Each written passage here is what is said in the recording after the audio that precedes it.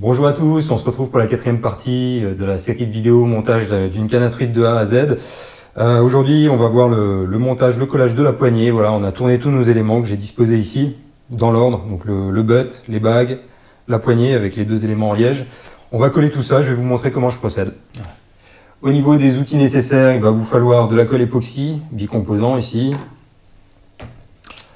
Un support pour faire le mélange de la colle, avec un petit bâton voilà, pour mélanger. Ensuite, du sopalin, des chiffons pour nettoyer les excédents de colle, de l'alcool à brûler, pareil pour nettoyer les excédents de colle quand ça déborde un petit peu.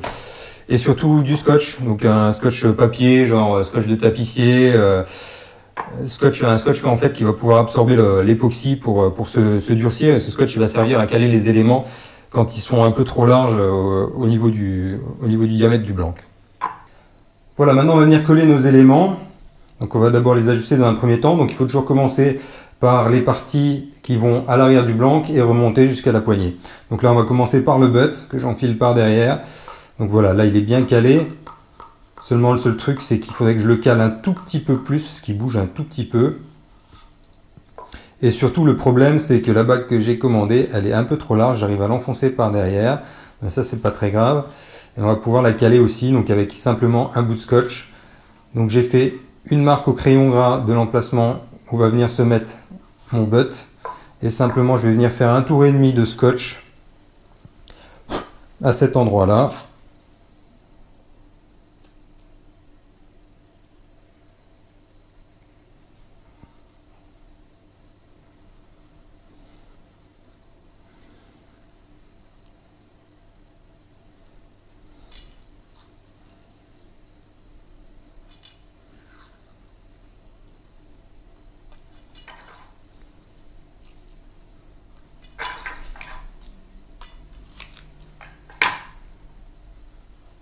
Voilà, proprement. Ensuite, je viens enfiler mon butt dessus. Ça rentre légèrement en force. Voilà. Et ma bague. Voilà. Et là, ça bouge plus. C'est parfait. Donc, on va pouvoir venir appliquer de la colle et sceller ça en place. Je vous donne juste une petite astuce avant de commencer. Voilà, là c'est l'hiver, moi je stocke mon matériel dans la cave. Donc la colle bicomposant, voilà, elle n'est pas très liquide, elle va être difficile à travailler. Donc pour la rendre un peu plus liquide, ce que je fais c'est que simplement je vais mettre de l'eau chaude dans une tasse. Voilà. Et je laisse au bain-marie ma colle dedans. Voilà, 1 minute 30 jusqu'à ce qu'elle soit bien fluide. Quand elle s'est réchauffée, elle devient plus fluide, elle est beaucoup plus facile à travailler, à étaler, à mélanger. On va préparer la colle bicomposant. Donc voilà, là elle est passée un peu au bain-marie, donc elle est beaucoup plus fluide. Il n'y a pas besoin d'en mettre beaucoup. Une petite goutte du premier composant, la même chose de l'autre. Je tremble comme une feuille. On mélange de façon à ce que ce soit homogène. Et on vient appliquer à l'endroit où on va coller. Voilà. Moi, je préfère toujours mettre une bonne couche et nettoyer après.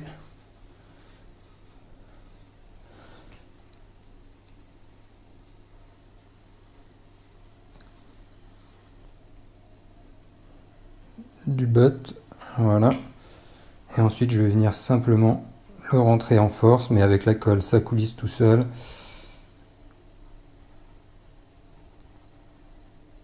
Voilà. Je vais un peu enlever l'excédent.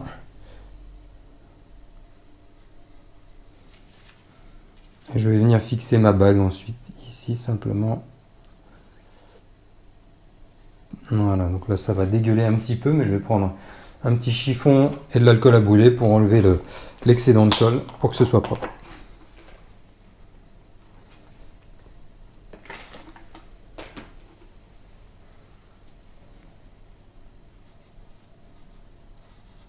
On va laisser sécher 5 minutes et puis on collera la prochaine partie. Dans la partie précédente, je vous avais montré comment rimer un élément de poignée. Donc en fait, comme le rimeur est conique, vous allez pouvoir venir adapter votre élément en liège vraiment à la distance à laquelle vous voulez en fonction de l'épaisseur à laquelle vous allez percer. Donc moi, je voulais le percer de manière à ce qu'il vienne se caler ici. Donc là, il est vraiment bien calé. Ce qui fait que je vais avoir mon pied du porte-moulinet à 26-27 cm du cul de la canne. Donc c'est là qu'on voit qu'on peut vraiment tout configurer à sa sauce dans le road building. Ça fait une poignée assez longue pour une canne à truite, ce qu'on ne retrouve pas forcément dans le commerce. Et moi, ça va me permettre d'avoir vraiment un bon appui avec le talon sur l'avant-bras dans le cas de combat avec des gros poissons et un bon contrôle du coup. Donc c'est l'avantage du road building, c'est qu'on fait vraiment ce qu'on veut et on configure sa canne comme on en a envie. J'ai collé la partie en liège qui va venir se placer à l'arrière du porte-moulinet de la même façon que j'ai collé le butt, et maintenant on va venir coller le porte-moulinet. Donc le porte-moulinet, ce qu'on voit quand on le met ici, c'est qu'il n'est pas adapté. Le diamètre interne est trop élevé par rapport au diamètre du blanc. Donc ce qu'on va faire, on va venir le caler avec du scotch. Donc on va faire des tours de scotch ici, ici, ici, 3 fois, je pense que ça suffira pour qu'il soit bien calé. Et alors ici, je ne sais pas si on va le voir à la caméra, j'ai mon épine qui est là, puisque je vais venir mettre mon porte-moulinet dans le sens de l'épine afin que mon moulinet se trouve sur le dessus pour respecter l'épine. Voilà, je commence toujours par enrouler du scotch sur la partie qui va venir le plus à l'arrière du porte-moulinet, et puis bon là la partie en métal elle est complètement creuse, il n'y a pas l'insert en bois dedans, donc il faut que j'enroule pas mal de scotch pour rattraper le jeu, mais ça sera plus facile pour le reste. Donc je commence toujours par la partie à l'arrière et je viens voir si je suis bon pour chaque partie. Donc là j'en ai mis un peu trop, je vais en enlever peut-être un petit peu. Là, je suis toujours trop. Là je suis bien, donc je vais couper ce qui dépasse. Voilà, là on voit que je suis au bon diamètre, ça rentre légèrement en force, c'est parfait. Voilà, donc maintenant j'ai fait une petite marque ici d'où va s'arrêter mon porte-moulinet, donc je vais faire encore un enroulement ici, et on sera bon pour coller. J'ai disposé mes enroulements de scotch, voilà, donc mon porte-moulinet il s'adapte parfaitement dessus. Donc maintenant je vais en coller, donc là c'est un des endroits où j'hésite vraiment pas trop à mettre beaucoup de colle pour que ça remplisse bien les interstices entre les enroulements de scotch. Voilà, donc là je n'hésite pas à en mettre. Voilà, surtout dans les interstices, que ça ne forme plus qu'un seul et même élément pour le collage.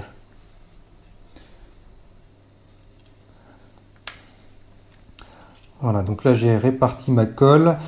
Je vais venir insérer. Hop.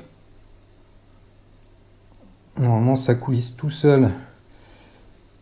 Et la colle va être poussée dans les interstices, ça va être parfait. Et ici la partie la plus délicate.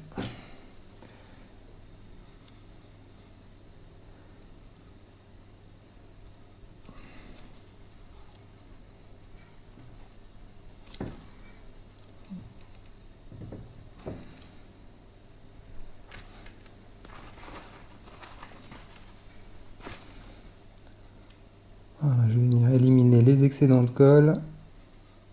Voilà, et alors ce qu'il faut bien vérifier, c'est que j'ai mon épine ici, donc il faut que je mette vraiment le porte-moulinet.